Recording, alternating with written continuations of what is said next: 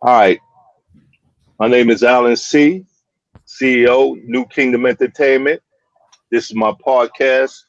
Be quiet, grown folks is talking. Not the smartest person in the world. I don't know everything, but I do know a lot of things. And I'm definitely a work in progress.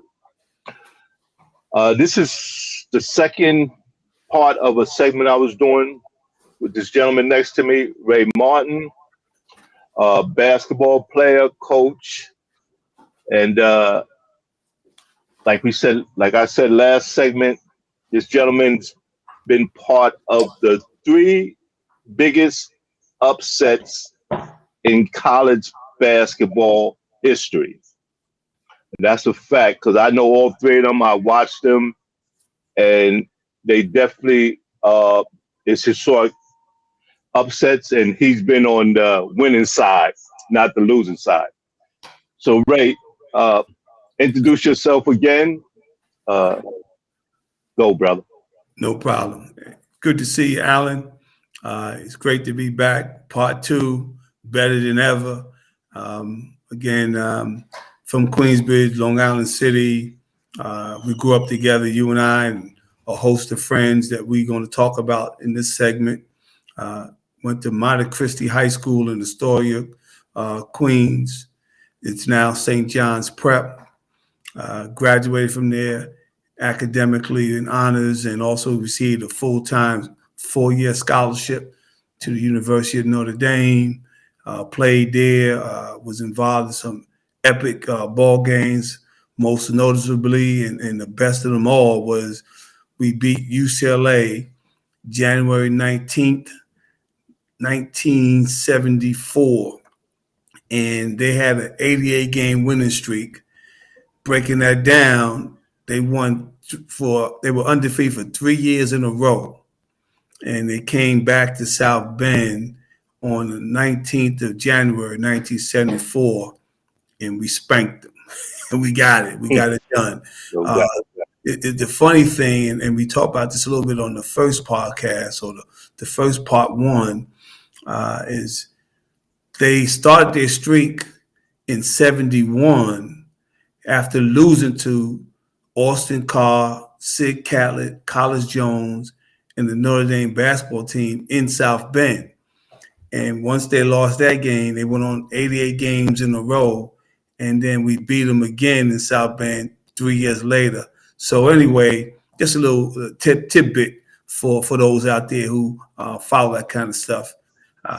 Got into coaching after graduating from Notre Dame. Coached at several places. Probably the most noticeable and biggest spot was North Carolina State in Raleigh. Worked with the legendary coach Jim Valvano. We won several ACC championships, but more importantly, we won the big enchilada, the national championship. We are in NCAA mode right now. This is March Madness as we speak. So a lot of good memories lingering around and going through my mind during this time. So let's get going, man. I look forward to talking about anything and everything. And I'm just glad to be able to be on and continue to put this podcast together. well, thank you for that. I appreciate it. And segueing into what you just said about the NCAA tournament, man, I'm real bummed out. I was watching yesterday when Juju hurt herself, and that's real disappointing because Yeah, that was sad, man. I felt the same way. I got into women's basketball on the college level, really WNBA also. But I got into women's basketball really deep this year. I used to watch it and watched it a lot, but not as intently as I did this season. And me too. Yeah, really because of what happened last WNBA season and all the things that was going on with the WNBA and everything. So yeah, I watched Southern Cal. She can play, no doubt. First team All American, and for her to, get injured and end her season that way, it's kind of, it's not kind of sad. It is sad. I ended my Heartbreaking. season, exactly, ended my season breaking my ankle. So I thought about that. kind of That's feel not funny, but yeah, I can kind of feel for her and kind of know, a little bit what she may be going through mentally and obviously physically. But, in today's world and the doctors we have today, she's going to be fine. And prayers go out to her and her family, and hope that she's back even better than ever when she can get back on the court. yeah, thank God she got 2 years left. So they'll probably redshirt her next year. I think I would let her heal a whole year, but I don't know. We'll see what happens. Can't call it. But it's so funny. I didn't see North Carolina the other day. Is Cooper Brad playing? Is he playing too? Did he get back? Duke? Yeah, no, Duke. Yeah, Duke. Yeah. He's playing. He's back. He's been back.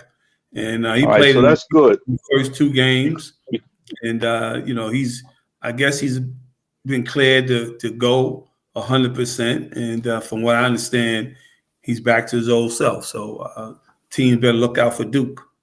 Yeah, because that would have been a real disappointing thing to have the best female player and the best male player in college basketball not playing. Would have been crazy. Right, absolutely, no doubt. So did you get a chance to watch that segment I did with Red Bruin and them? No, but I heard about it, and I did watch a segment where Jeannie Waldron was emceeing it along with Tony Red Bruin, about their experience growing up, about Queensbridge and the ball players that came out of Queensbridge. I think we're talking about the same, video and the same interview. Well, from what I see, there's 2 of them because they did one, and there was one. Like I told you that a gentleman from your school. Mm-hmm. I'm gonna pull it up now. I'm gonna try to pull it up now, and try to pull it up now. There's 2 of them.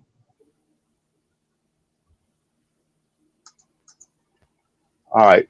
Can you see the screen? Yeah, right. That's the one All that right, I see that's on the screen now. The top one? Yeah, the one they just showed Jeannie kind of like on his backyard talking. Right. I seen that one. All right, so there's another one now. Oh, this one next. here. I got who got next? I got next. I got after next. I got after. Which I hadn't even known they did this. I just saw this.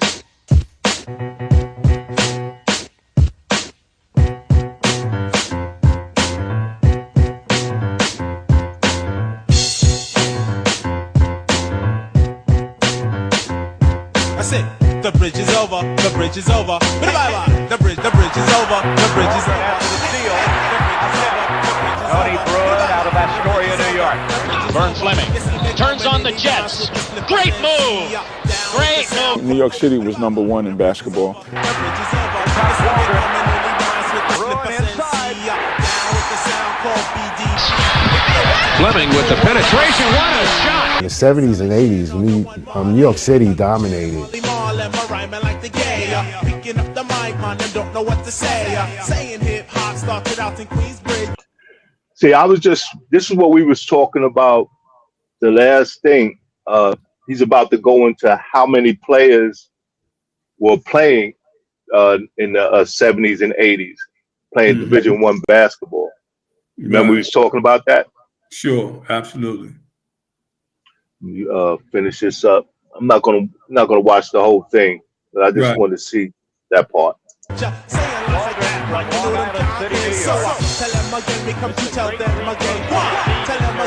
New York City, it was always about proving yourself. Now Bruin will jump center, even though he's only 6'5", but He has a 42-inch vertical leap.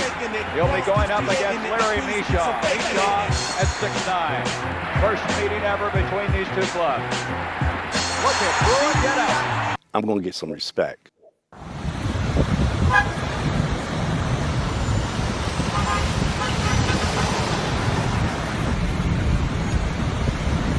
We was talking about the center. They could reach center. If you wanted to get on the court, a lot of good basketball was played in that place. You had to have game. Being outside on the asphalt court all day and having to make moves to get to the basket and nobody shooting jump shots, it just makes you just be able to penetrate and play tough and be tough, and be able to get hit and keep on going. Yeah, no question. In the 70s and 80s, New York City dominated. We dominated the national stage. It used to seem so huge back in the day. Looking at Reese Center now. Yeah, that's the truth. That's the truth. It seemed like this place was huge. Yeah. Part of that might have been like my mental imagination of the place, of how great it was, with the reputation of the great players that's been through here, the great players that I played against here. Despite its small size, this place is a giant in New York City stories of basketball. The Queensbridge Housing Project is one of the biggest in America. 96 buildings, it's huge. In my neighborhood, we would just play on, we call it the block, and I'm from 10th Street in Queensbridge. And it was very competitive, and I had cut-off jeans as shorts, because I never played organized basketball. I only played in the neighborhood, on the street, on my block. I truly believe that the guys before us, Ray Martin, Andy Walker, Paul Mees. I mean, these are guys that played in college, but when we were growing up, there were tournaments in our community, and a lot of the games were on a block called 10th Street, and that's where all the games were. And we used to sit on the monkey bars, and we used to watch these guys get after each other. After the games, or even before the games, they used to always tell us, watch how we do it. We just used to steal their moves. That gym, it was the place to go, the place to be, and basketball was the thing. It kept a lot of those guys safe, kept them in good space. My dad introduced me to basketball, and I used to go to Reese Center and watch him. At that time, I don't know of any other place that had so many players play high level basketball, mostly Division I. You had Willie Sims that went to LSU, Skip Jackson from Queensbridge that went to Wisconsin, Phil Smith, Queensbridge, went to New Mexico, Dwayne Johnson, Queensbridge, went to Marquette, myself went to Syracuse, Gene Waldron went to Syracuse, but met a world peace, St. John's, and world champion Lakers. Byrne played at the Olympics with Bobby Knight. Fleming certainly doesn't look like he has the after effects of the ankle injury, does it? Minor sprain, and then want to fool with it. Of course, you want him for the gold medal game. Played at the University of Georgia and played with Indiana for, I think, 10 years. Vic, his twin brother, went to Xavier. I mean, these are all Division I schools. I mean, all from right here, like a 1 mile block radius, It opened up at 6 and it closed at 10, so you want to get your game. All right. I'm going to cut this off. Like I said, I'm not going to watch this whole video. Hardly the fact that I don't appreciate, like I said to you before, that it's almost impossible to get any video of Ronnie Williams. Right. And, they ain't even hardly talking about him. And, I mean, Byrne accomplished a lot of things, but like I said, Ronnie was the leading scorer for Florida. As a matter of fact, I believe he still is the all-time leading scorer for Florida. Mm-hmm. And it amazes me. I don't see no video of him. I've been looking. Like I said, I'm going to call the school sooner and later and see if I can get some from them. Yeah, but and they kind of touched on. The other thing too, Alan, is we all know the Gators are probably one of the favorite teams to win this whole thing this year. I know, that's funny. I think Auburn is in there, but people are telling me that Florida might be the total package. They may have the full package: offense, defense, speed, size, guard play, shooting ability, the whole nine. So you're right. Florida's going to be up there and involved in everything for the next 2 weekends. And Ronnie Williams is one of the greatest players ever to come out of there from Queensbridge. It amazes me that you don't see much video of him. Getting back to the hood, because we said we was going to talk about how we grew up and the influences and pressures that we grew up under in Queensbridge. We talked about growing up on the 41st side of 12th Street where we grew up at, and how we used to sit out on the benches over there by your building and Danny Taylor's building. That little corner right there was basically headquarters for us. Yeah. The benches right there. And like I said, I looked up to you, to quite a few people, but particularly you and why can't I think of his name right now? I'm having a senior moment. Johnny Key. Okay. I thought Johnny Key was one of the coolest people I knew, even though, like I said, he used to take my money from me every day. But I still respected him and looked up to him because he was, in my eyes, he was mad cool. And let me ask you something. How'd you get the name Dice? Because you never was really out there gambling with us. So how'd you get the name Dice, the nickname Dice? That's a good question. First and foremost, thank you for saying what you said about looking up to other guys, me included, that was around and you was watching, and maybe we wasn't noticing it, but it just goes to show you never know who's watching you, and hopefully, you do the right thing and you lead as by way of example. Getting back to your question. It was interesting, and I'm glad you asked it. I have 4 older brothers, and you remember my brother Pi. You got 4 older brothers? Yeah, Terry Martin, and then I have Emil Martin, I have Chester Martin, and I have Charlie Martin. Charlie Martin grew up with Hank Carter. They grew up together. Okay. Hold on. And the reason I bring that little background and history in there is because one day as a young kid, I might have been about 12, 13, I was looking through my brother Charlie Martin's yearbook. He attended automotive high school, okay?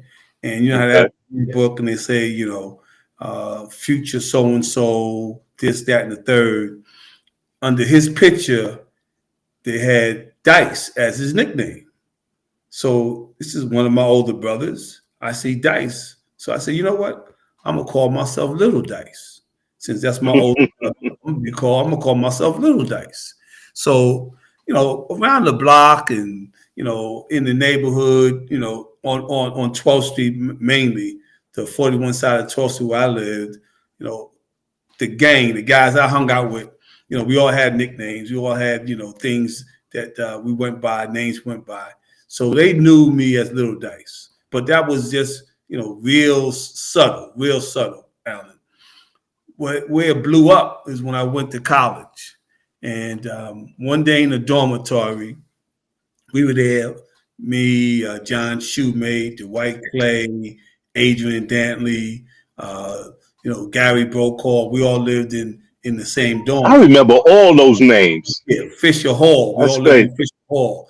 So what we would do as for entertainment is we would go in somebody's room and we just play music and we just talk and shoot the breeze, So we were talking about stuff and nicknames came up.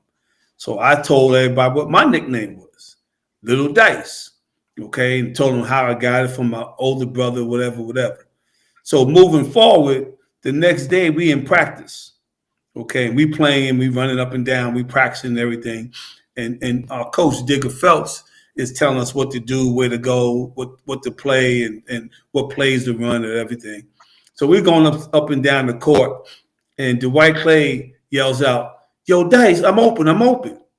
And this is the first time Digger heard anybody call me outside of my name.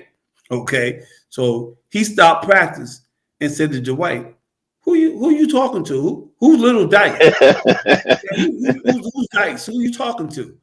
Oh, I'm talking to Ray. So he said, why do they call you Dice? I said, well, that was my nickname back in my neighborhood. I got it from my brother. So one thing led to another. Sports Information Office, a guy named Roger Valdesari, got wind of it. And I guess we were on TV all the time, as you know, when I was at I guess this was part of the portfolio, and they was asking about nicknames or whatever. And he mentioned it to the announcers, okay, as something that they could add to describe who I am and where I'm from. And they added my nickname, and you know, it went national. We played on the national schedule. We played on national TV. It went national, and that's how it kind of came and you know, grew its legs and came about. So I got it from my older brother, one of my older brothers, Charlie Martin, because he was named Dice, and I called myself Little Dice. But when I went to college, we just said Dice, and that's how it came about. True story. That's interesting. Now everybody thought I shot, you know, craps and right. You know, that's what you would think. That kind of stuff, and that wasn't what, you know. No, that's not where the name definitely came. Wasn't. You know me. You know me. You know exactly. You know what I was about and all that. So, but yeah, it's easy to think that Dice and you equate shooting craps, CeeLo, and all that kind of stuff because it was all in the neighborhood. That's all part of the neighborhood. That's what we. That's mainly what we did on them tables. We played cards. As a matter of fact, I got arrested on them tables for playing cards. A cop came. We was playing cards one time, and a cop came up. And we wasn't gambling at this point, and he just took the cards, and they were my cards. I asked him. I said, "Yo, why are you taking the cards?" He said, "Because I want to." I said, "Bro, those were my cards." He said, "These your cards?" I said, "Yeah." He said, "Come with me." I said, "Come with you where?" And he arrested me. Yeah, no doubt. That's the first time I ever got arrested, right on 12th Street on them card tables, playing cards. And we used to gamble there and play cards. Like I said, Johnny used to take my money almost every time he see me. We would gamble and he would beat me, take my money. Especially blackjack. And like I said, I didn't know he was dealing off the bottom, but I still my man. I still love him. Yeah, I know. Let me say this, man. And I say it all the time whenever I can to whoever I can. I would never, ever give up the experience of growing up in Queensbridge. Me either. Lessons that I learned as a youngster, as a kid, and as a young adult. You know, before I went on to college, that experience of growing up in the projects still sticks with me today. And I'm 70 years old, okay? And it still has dividends. It's still giving me dividends, still paying dividends because you know how it is, man. Growing up in the project, you learn so many lessons, okay? You learn how to read people, how to talk to people, how to, you know, navigate through situations and all that kind of stuff. And all that came about by living in the projects, growing up in the projects, living in New York City, and all the things that go with living in New York City. And it made life a lot easier in terms of reading people, identifying what situations may be about to break off from the experience of growing up in Queensbridge projects. Yeah. That's, you know, that's something else I want to get into. Your brother, Pie, how did he get that name? If I have the story right, he was, you know, when we were young, we played all the sports. And I'm sure you did when you was young too. When baseball season was around, we played baseball. Yeah, we played everything. Football season was around, we played football. Basketball was year round, okay? And then we played stickball and handball and everything else, okay? Yeah. So my brother was a big Pittsburgh Steelers fan. I mean, Pittsburgh Pirates fan, okay, with the Pirates. He liked Roberto Clemente. He's a big Roberto Clemente fan, and he always talked about Roberto Clemente, and they called him Pirate, because he loved pirates. They called him Pirate. That's Pirate because he always talked about Pirate, and they shortened it to Pie. And that's how he got. I believe how he got the nickname Pie, because he was a big Pittsburgh Pirates fan, and he followed them in his early childhood, and to this day, I still believe he likes the baseball team from Pittsburgh. Okay. It's funny. He's the only one of your brothers I remember. Yeah, I don't remember your older brother. No, they were already out of the projects by that time. I'm the baby of the family. Okay, right. And then there's my sister Iris, who was good friends with Butch Powell, who you had on your show a while back. You interviewed and so forth. And then Terry Martin. And then it's a gap between Pie and my older siblings.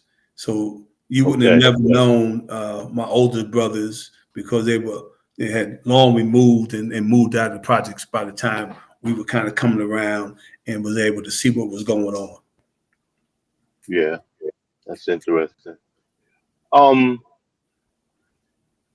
But let me say this, because you brought up a good point about those blackjack tables and playing cards. You remember Jake? We used to call Jake the banker. Remember Jake? I can't think of Jake's last name. Not really ringing a bell. Jake was a guy who always played card. He was always the card guy. Okay, like when you played cards and you thought you was big time, and you thought it was a big time game, and it was a big time card game, it never really had the magnitude of being a big time card game until Jake came around. Jake worked in the post office, tall, lanky brother, older than us, and him and what's his name? Used to live in 06. He was I can't think of his name. Puerto Rican gentleman. Louis. You remember Louis that used to play 5-2 with us all the time? And he was I do. Yeah. Louis and Jake were kind of like best of friends. And Jake would always come on 12th Street.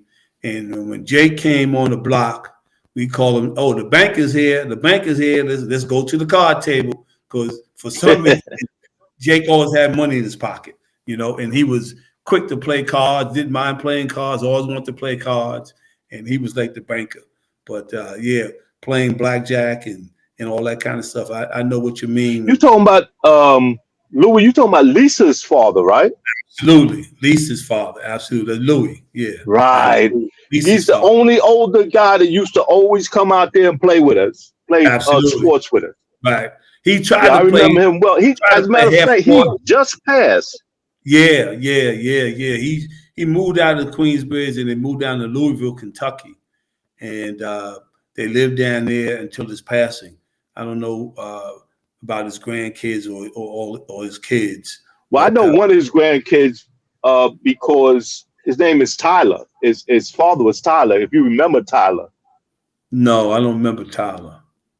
Well, Tyler used to hang out with us. He was from the 41st side of Vernon, and he had a baby by Lisa. Okay. And he was a bank robber on the low. Mm-hmm. A lot of people don't know that, but yeah, he was. Mm-hmm. He was definitely a bank robber. Nothing. We didn't know. Like, I like to tell people, many people would be surprised what people did outside of Queensbridge. Forget what they did in Queensbridge. You'd be surprised what they did outside of Queensbridge. Because I may be a perfect example of that. I accomplished more things away from Queensbridge. When I would sneak, and like I had that little crew that everybody like was scared of, like Ronnie Harmon, Pookie, Dwight, the Treadwell brothers. I remember the name. Remember them? And one of them had a situation with that port. Well, they both did, and did mad time behind it. I don't like to really talk about people without them being here to defend themselves. Right. But that's part of our growing up, that happened, that they had that situation, and people that know would know what I'm talking about.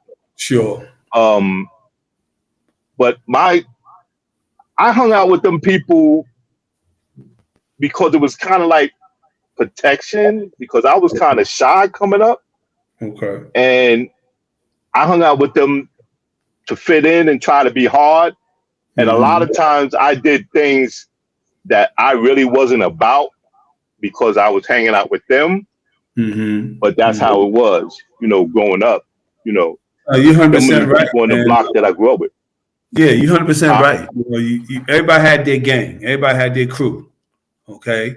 And basically, my crew consists of Nathan Stooks. I don't know if you remember Nathan. Yeah, I do. And I was going to ask you about him. Yeah, Nathan Stooks, Carlos Williams, Ronnie's oldest brother, Carlos Williams. Right. Okay. Right. A guy in my block, in my building, 4108 12th Street, named Joe Moore. Okay. Right. And then, I don't know if you remember the Bradleys, Donald Bradley. I kind of do, but Dennis Bradley and John Bradley. Those were his older brothers. And Donald was with us. So that was pretty much our crew. I might be missing one name here or there. And we all kind of grew up together went to PS1 elementary school all the way through junior high. And then we separated and went our own way when we got to high school. But that was my first crew. And that was the block. We hung out, did everything together, whatever you want to call it. And then when I went to high school, that's when I hooked up with Johnny Key.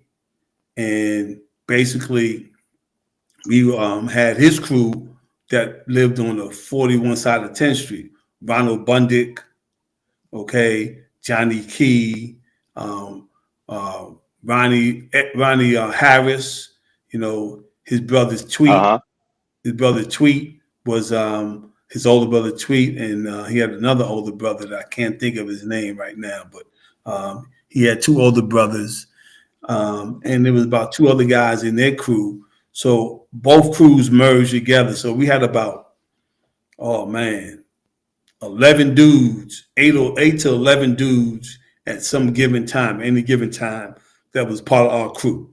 and like you said, man, you do things with your crew, you're growing up, you're hanging out, there's a lot going on in the projects. It sure was.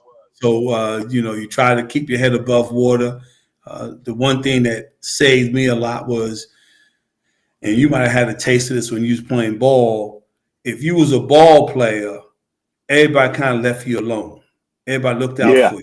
They're like, listen, absolutely. Leave him alone. He's a ball player. Leave him alone. Like we had, I guess you would call protection because we played ball. And, we had the respect to the older guys. And then obviously the younger guys kind of looked up to us and whatever. But, a lot of it was because, we hooped. And, they respected us, the older guys, and they wanted to see us make ourselves into something and not get caught up on the wrong side of the fence, so to speak, and that was it. It's so funny. I found that phenomenon happens in almost every neighborhood, especially black neighborhoods. The athletes are looked up to, and like you say, given a pass. Nobody messed with them. If anything, they protected them. And I understand, because from an economic and standpoint, the athletes coming out the hood were the potential millionaires and community leaders. So that's a phenomenon in almost every of our communities. Yeah, I guess which is a good thing. Yeah, I guess maybe to compare it to today's way of what's going on in the projects and going on in the neighborhoods, it's the rappers now. It used to be, when I was growing up, I looked up to guys who dressed real nice. Okay. Yeah. they were clean as the board of health, as they used to say. You know, they was able to dance and they was, you know, able to talk and rap to girls and all that stuff. And that was big. You know, we go to Reese, like I said, in the back, there was a jukebox and the music could be playing out of the jukebox. And they was suave, man. It was So you looked up to them guys. They were dressed to the T's and dressed to the nines. Sharkskin, Gators, boy shoes. They had the fedora on, the Kangos, and those are the guys we looked up to. You know what's so funny, Ray? All of that was golf attire. You know that, right? Absolutely. You still going right. Yeah, I didn't know that back then. I mean, you know, I know that now, but all that was all that blahs and Kangos and all that the pants, that was golf attire. Absolutely. They just look so neat and clean and sharp, you know. And then as I got older, you know, we started to, you know, play more serious ball, and then the ball playing hoops was the lead. That's what took you off. That's what took everything over as a ball player. And then playing behind Reese Center on 10th Street, on the 40 side of 10th Street, in the tournaments back there. You know, you was like, you know, I don't know if you can say a celebrity, but you know, you had the respect of a lot of people because you could hoop. Nah, you was a hood celebrity. I mean, in my eyes, because I followed like you. I started off with you. I kind of miss Andy Walker and Joe Hammond. Roy Beekman. Mm-hmm. Yeah, Roy Beekman. I kind of miss their careers. But once I started following you, I started following everybody else. Everybody else that was coming up. I was always interested in who was going to college, what college they was going to, you know, and all that. Well, I tell you what, I know you stayed busy. I know you stayed busy after 74, because from 74 to 90, we produced, as we said, at least one McDonald's All-American coming out of Queensbridge, and a lot of Division I players that may not have been McDonald's All-American, but they were damn good players. So I'm sure you followed a lot of guys' careers. I'm sure you did. Yes. And like I said, it was about 16 at one point coming out of Division I basketball. I believe that. What always interests me was I felt like all of them should have made it to the pros. And the fact that out of like your kind of class, Vern was the only one. And Andy made it to the Andy pros too. played. Don't forget about Andy.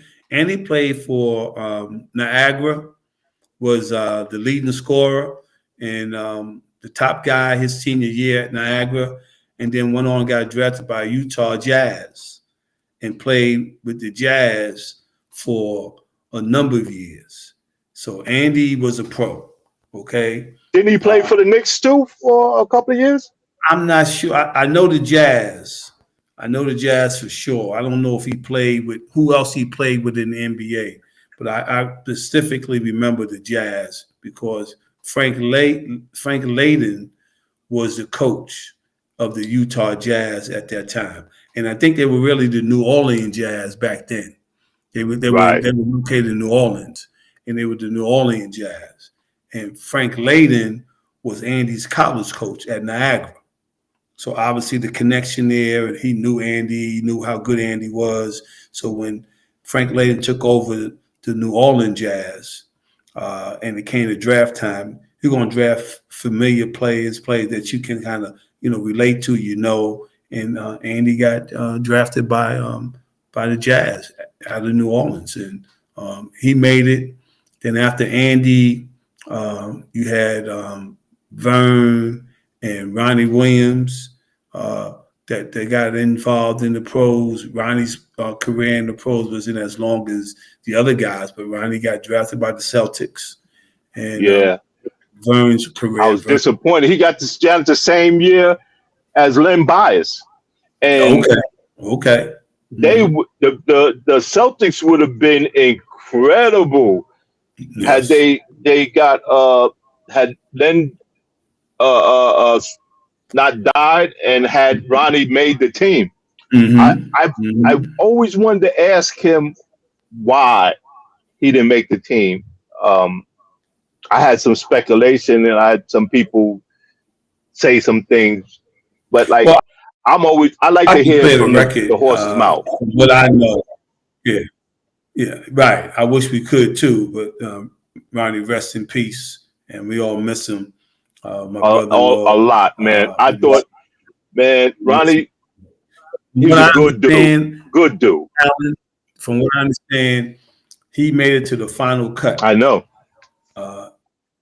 Boston Celtic camp, his rookie year, and they wanted him to go to Europe, polish up his skills, get in better shape, and then the following year come back to, come back to camp and so forth and so on.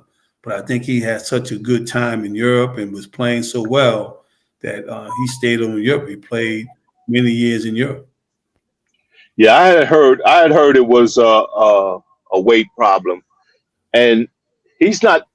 I find that happens a lot. That's something that a lot of players grapple with.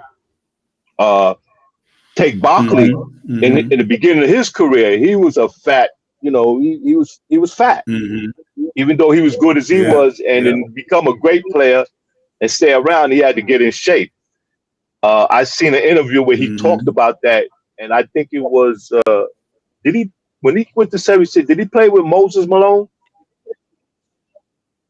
I know he played with the doctor. He might have played with both. Yeah, well, I think he did. I know he played with Doctor. Because I think he said Julius Erving for sure. Go ahead. I know he played with Julius Erving. The round mound rebound. That was him. That was him back in his early career. The round mound and But rebound. I think he said Moses came to him one day and told him, like, yo, you're not going to make it like that. You got to get in shape. You got to be in better shape, and started working out with him. And the rest is history. Yeah, I can see that. But I find a lot of time that's a issue, because I think that was an issue with Larry Petty, why he didn't go to the pros. Because I think he had a problem with keeping his weight down too. And that's sometimes, like you said, that's sometimes a tough thing, because sometimes you got guys who just look at food and gain 4 or 5 pounds. You know what I mean? I'm one. Things, man. It's one of them genetic things where they do what they can, and then during the season, you busy. During the season, you got practice, you travel, you have games and all that kind of stuff. It's during the off season is when you got to watch and be careful of your weight and not coming to camp out of shape and so forth. And I think a lot of times those off seasons could be pretty rough, because during the off season, guys have fun, they enjoy their lives, and they travel and so forth, and they may not be watching their weight as much as they can. And as an athlete, you always think you can run it off, and get rid of it before the camp starts. And sometimes it happens, sometimes it doesn't. No doubt. Magic Johnson was talking about, like, right now, we're talking about health, being in shape and stuff like that. So a lot of players is getting injured right now. And Magic Johnson was attributed to the fact that this load management thing that's going on. And he's saying they're not working out enough, and that's why they're getting hurt. That load management thing is not working like they think it is. And it's actually causing more harm than good. What do you think about that? If Magic feels that way, I have to take him for his word, man. He knows what's going on. I don't know how many years, I think, 15, 17 years in the pros, and illustrious career, the whole 9, 5 championships and the whole thing. So If anybody knows, he knows. And Magic came out of high school when I was a sophomore in college. Okay, so we're talking about 75. All right, because he visited Notre Dame and he came on an official visit, and we took him out. And the only reason I said it is because back in the late 60s and the 70s, we played ball. We didn't worry about no load management. We played 3 or 4 times in the same day, 3 or 4 different games. Like growing up in high school and playing in the projects, we would play behind 10th Street all day long. Then we go to the side park and play down there. Okay, or we mess around and play on our block. Or we go on a block where there was a court. Luckily, on my block, 12th Street, 41 side of 12th Street, there was a court. So we would play on the court, or we go to Reese Center. I can remember growing up as a youngster, man, we go up to Harlem and we would play at different locations in Harlem, Minnesink Townhouse. We played Boys of Yesteryear. We played Stone Gym. And we may play 3 or 4 games in like a 8-hour span. We never felt tired. We never worried about nothing. We just played and it carried on into high school and carried on into college. This load management, that's something that just came about. And I don't know the answers to it. If I did, I would bottle it up and sell it to every franchise in America. And all I got to worry about is play golf and don't worry about nothing financially because I'll be a multi-millionaire. But Magic might have something there because he, like you said, he knows what's going on. He's a well. That's what he said. I just seen him say that the other day. And he's pointing out like Luka's already hurt. Yeah, and like you said, it seemed like he knows what he's talking about because I don't remember all these people being hurt like that. Back when he played, exactly. Mm-hmm. That dude MB, he seems to be constantly going through something, and Yeah. Hey, I'm a big Knicks fan. Obviously, anytime you grew up in New York, you got to be a big Knicks fan. Always. At least from the time we grew up, because you got to remember, they won 2 world championships. They won the first one in my freshman year, 69-70, and then my senior year, 73-74. And we haven't won the championship since. But, I say that to say that, I like the Knicks. I follow the Knicks. I'm a Knicks fan all the way, true and true. Always. And Mitchell Robinson, unfortunately, gets hurt a lot for this current team. And he just started playing. I think that just got cleared to play about a couple of weeks ago. And in order for them to do anything, they got to stay healthy. So, it's a big thing. It's a big thing. I don't know how Commissioner Stern is going to handle it, but they have to. They got to get that under control. It's funny you mentioned something earlier, the connections, because I didn't realize it's like 3 players from Villanova on the Knicks now. There was at one time, I think there's still 3 players. Yeah, you got Brunson, you got Hart, and you got Bridges. They had 4. They had 4 at one time. Yeah, they had the white dude. Vincenzo, with DiVincenzo. And then they traded DiVincenzo. So they have 3 Villanova players on the Knicks team that are all contributing in a big way. Yeah. Mm-hmm. Yeah. I think I said Commissioner Stern. I meant Silver, Adam Silver, the commissioner. Yeah. I'm sorry. Stern was before him. Yeah, I stand corrected. Yeah. But I mean, who really pays attention to who the commissioner is? I mean, I don't. But yeah. But because you told me about that connection just now with Andy and how he possibly that's the reason why he was playing in the pros and playing with New Orleans, because that was the same coach that he played for in college. So that helps. I'm noticing that more and more that those connections is there. When you explain to me how you got with Valvano, It's connections. Yeah, and that's what this world.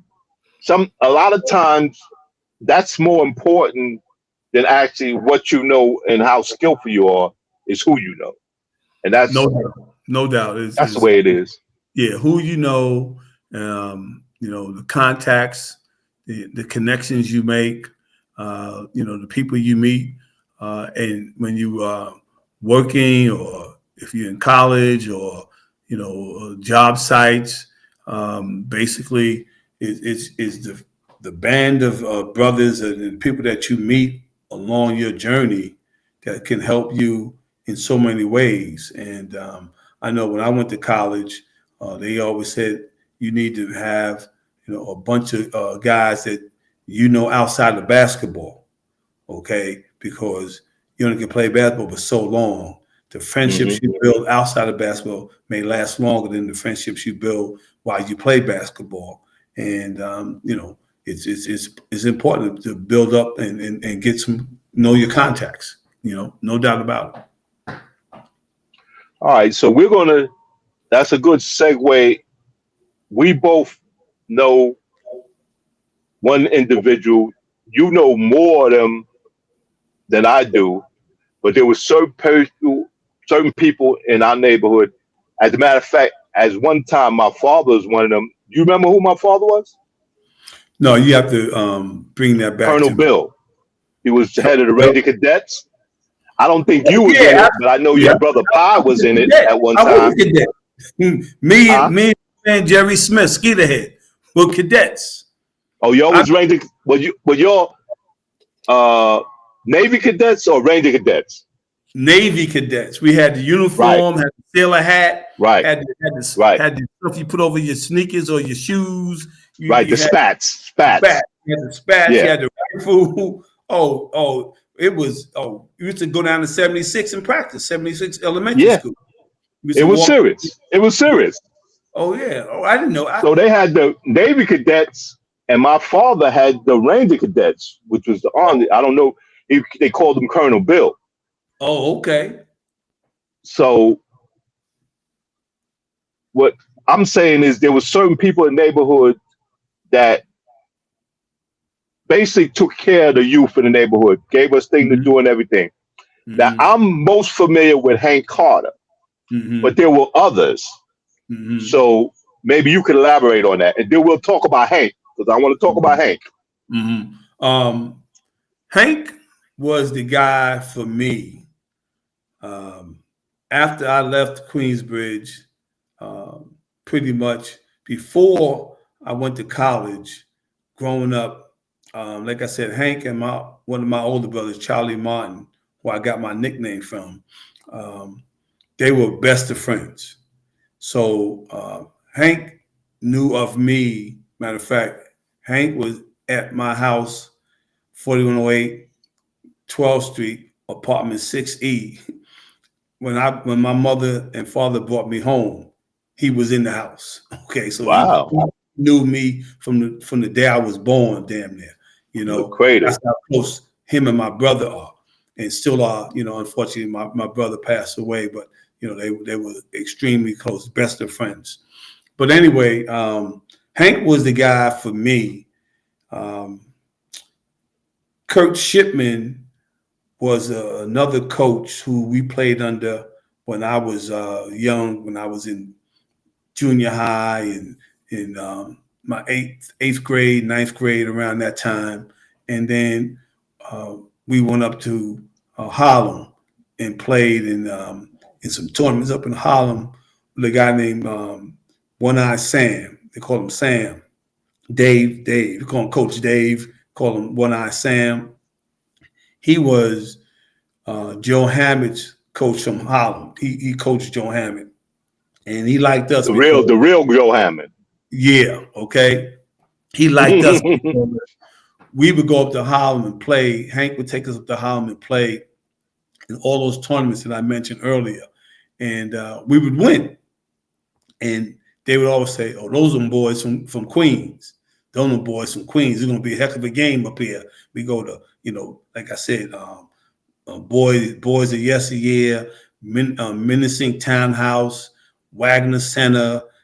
We go out to Brooklyn and play in St. John's Recreation. We play against other teams in Brooklyn, and we go up to the Bronx and play at Mitchell Gym and all this stuff. These are all iconic places where. Yo, I don't mean to time in. Let me ask you a question because you mentioned who was the hardest to play against with? Manhattan dudes, Bronx dude, or Brooklyn dudes? They all presented a certain competitive spirit. So I never looked at it as who was harder to play against because every game was competitive. Every game was a battle. Every game was a war. We happened to win most of the time, if not all the time.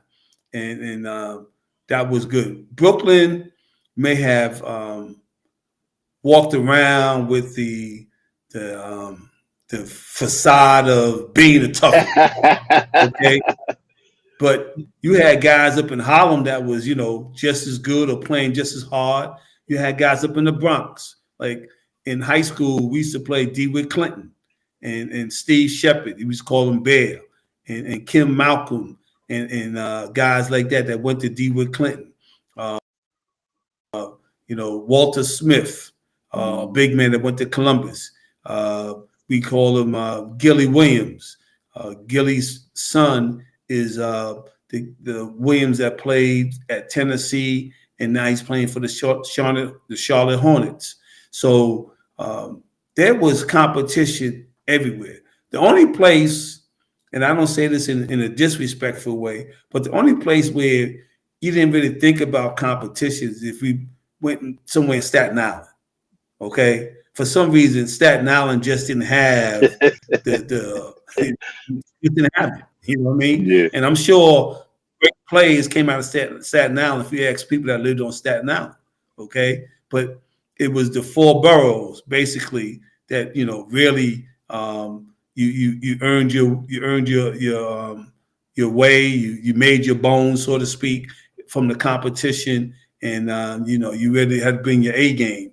But there was really not one borough who had the toughest, in my opinion. Well, the reason why I brought that up, the 1 year I played with Hank, we went to 40 projects to play one time. And that was the scariest thing ever. I don't even remember the game or nothing like that, but I remember when we was leaving, it was hectic. It was like any minute something was about to go down. And I was like, this is crazy.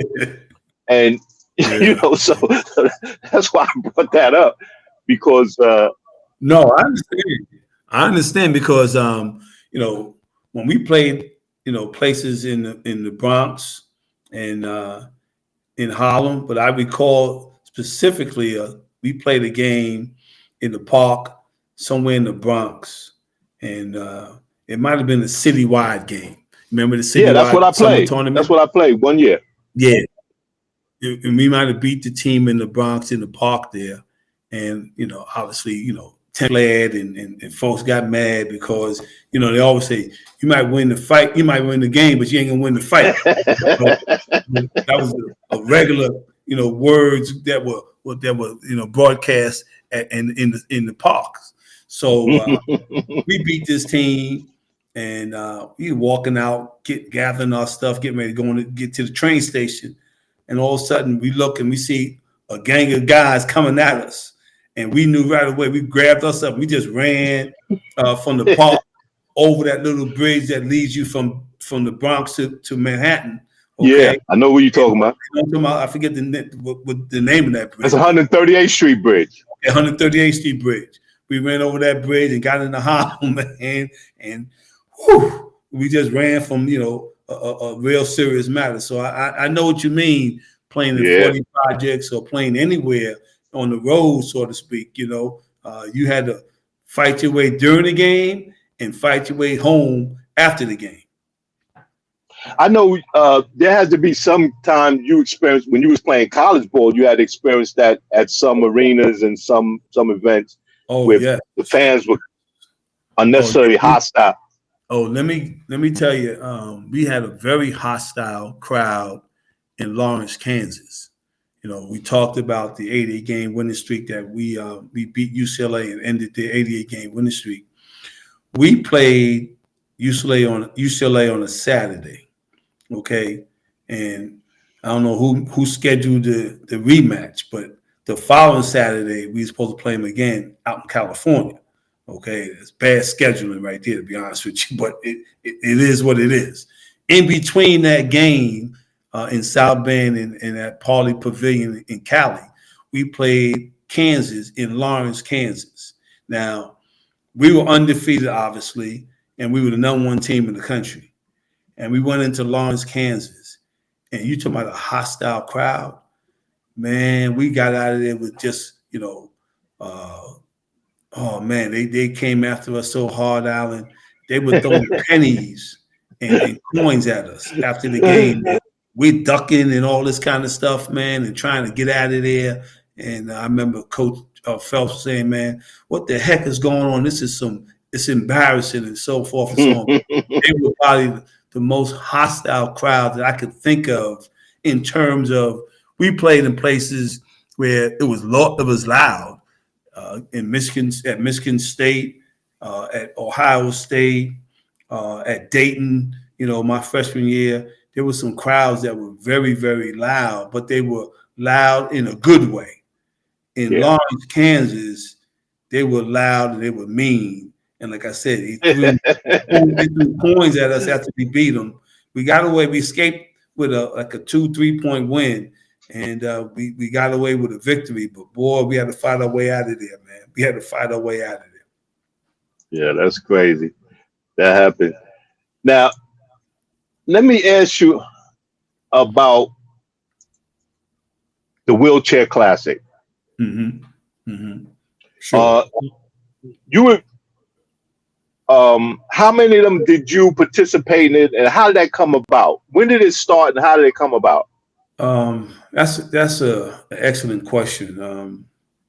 The wheelchair basketball portion of the Classic started the year after I graduated from high school. It was my freshman year, might be even my sophomore year in college. I want to say 1975.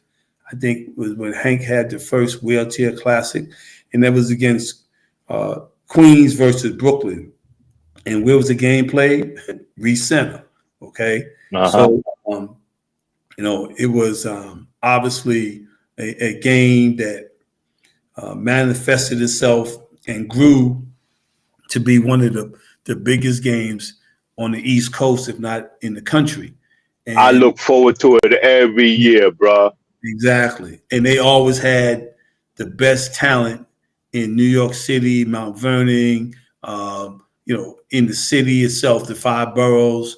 And at that time, great plays were always coming out of New York. But at that time, it seemed like, we had a plethora of outstanding ball players coming out from every borough. So they started around 74, 75 was, I think, the first Wheelchair Basketball Classic. I had the luxury and opportunity to coach the Wheelchair Classic, the Queens team, in 1977. I happened to coach that year, and we had Red Bruin was on the team, Jeannie Waldron was on the team, McMillan from Holy Cross. He had the big hands. I can't think of his first name. But we had a really good team, and we happened to win it too. We won the tournament, and that was good because I look back on it now. I didn't think about any pressure as I was coaching them, but when Hank is the chairman of the Wheelchair Classic, it started with Queens and Brooklyn, and we playing at Monte Cristi High School, okay. And, you coaching that team, you're supposed to win that game, brother. You know what I mean? Yeah, yeah. But, I had a good team, had good ball players that year. in '77. And like I said, we won that game. I forget who we played, but we won that. We won that game, and it was a great experience. Great experience. You know, every year I would go. I don't know if many people knew this, but I had two ball players that I kind of idolized. I'm gonna tell a story about both of them. Walt Frazier was one of them, and Tiny Archibald was the other. Tiny was at every one of those games. He would sit up in the rafters, way up in the rafters. And I think the first year, I think it was that game you was talking about. That first year, I noticed him up there, and I went up there and talked to him, and he talked to me just like. And at this time, he was a star. He was a real star. He was tearing up the league. You know, being one of the smallest players, he was the man. And so I used to go up there and talk to him and pick his brain. And I think I did that 3 years in a row. And it would be nobody up there but me and him. Because I don't think nobody else noticed. And I never told nobody. But I used to talk to him every year. I would look forward to the game and being able to talk to him like that. Like he would talk to me like we grew up together. Like we grew up in the same place. He was very cool dude. Absolutely. Now, let's switch to Walt Frazier. I met him and I didn't even know Hayward. And I didn't even know till recently his complete history and how he helped change free agency. Spencer Hayward? Wasn't he? You talking about Spencer Hayward? Yes. Okay. So I met him and Walt Frazier the same phrase. I idolized Walt Frazier. And the way he treated me was sad. And I remember Spencer Hayward like grabbed me by the shoulder and said, "Yo, man, don't worry about it. He act like that, man. But you know, don't take that personal because he treats everybody like that." And it kind of broke my heart. And after that, I never really looked up to nobody like that ever again. But it was just funny. And well, let me say like this. I said, let me say this. You're not the only one that probably had those unfortunate feelings, you know, as we were growing up, because you know, for some reason, and I mentioned it earlier, okay, you don't know the impact you have on somebody else, especially the young, and especially the young guys and whatnot. And you know, sometimes, you know, I don't agree with it, but sometimes people say I'm not a role model. Your parents should be a role model. I get that, you know, no doubt about it. But when you kind of have a platform, and back when we were growing up, professional ball players was everything. Okay, absolutely. My favorite ball player was Oscar Robertson. That was my guy. Okay. And boy, if I ever seen him or got to meet him, I got died and went to heaven. Okay, so I know how you feel in regards to Walt Frazier being someone that you idolize because of, you know, during the time he played in New York, they won. I just mentioned in 69, 70, we won our first world championship. And then, you know, 73, 74, we won our second. So that was right around the time when we was, you know, young, in our teens, very impressionable, and you know, professional basketball players were like the rock stars. They were the rappers, you know, to use another term. But it was. I'm glad that you know, it wasn't something that, you know, made you say, well, I'm not gonna get involved or really know or really try to, you know, get involved with athletes again or whatever, you know. And for Spencer Hayward to say, hey, don't worry about it, man. You know, don't let that, you know, be. Yo, he was very cool. Yeah, you know, exactly. That's good. That's good. That's good. And like I said, recently I seen his story because he's one of them people that had a problem. He came out of school early and they didn't want to let him play because they said he wasn't old enough. They had that rule that you had to be a certain age or whatever. Right. Yeah. And he had took him to court. Right. And it took him about a year to win the case, but eventually he did. Absolutely. And I hadn't heard that story till recently. Mm-hmm. Yeah. And you're just surprised, like as I get older and I research stuff and I talk to people like you just told me in the last two, while we've been talking, some things that I didn't know. And like I said, I know a lot of things, but I don't know everything. And I feel like you should be learning every day. You should be open to new ideas, to new experience. I don't care how old you get. Right. You don't know everything. And that's why I wanted to do this with you, because I wanted to give you your flowers. I wanted to tell you what I experienced and what I thought of you coming up. And like I say, sometimes I think it's incredible that nobody has ever interviewed you about these things that we talked about, especially you being part of the 3 biggest upsets in college basketball history. And well, let me say this. I did receive interviews about 2 out of the 3, but never the 3. And I'll be very honest with you, I forgot about the doggone ACC championship, like I mentioned in part 1, because the national championship just overcovered that, and just overshadowed it.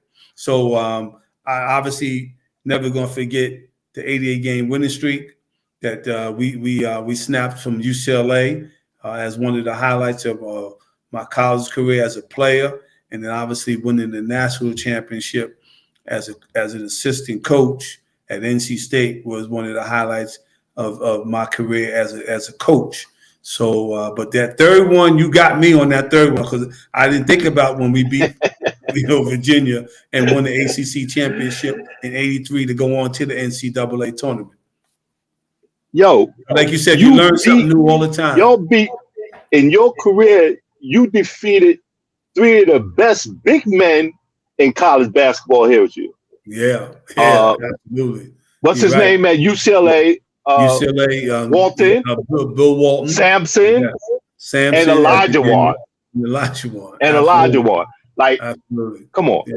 I didn't even look at it that way. That's very interesting, man. That shows me you're very in depth on what's going on. So that's good. That's good.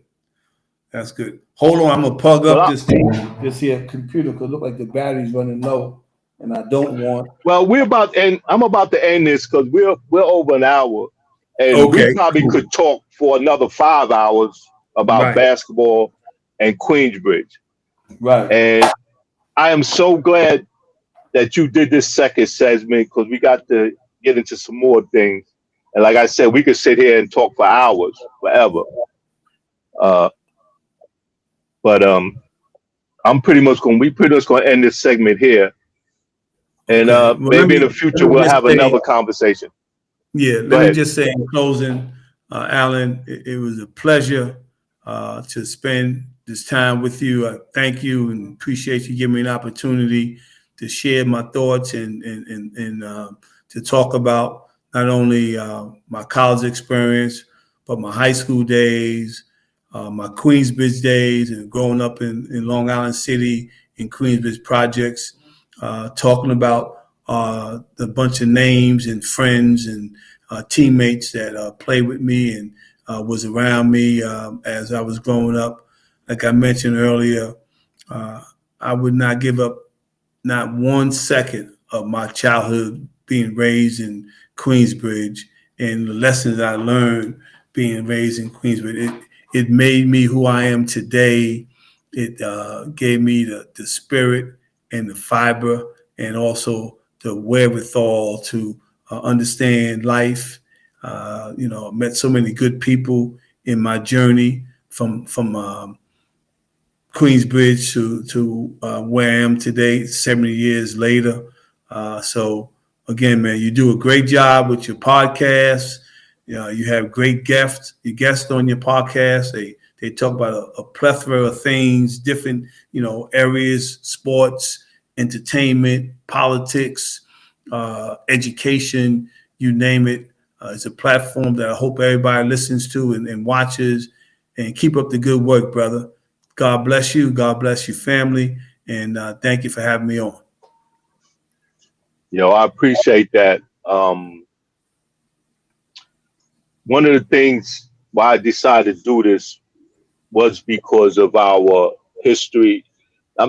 This history that we share, Queensbridge, a little basketball history and stuff like that. And with the things going on in politics now, I'm trying to educate people.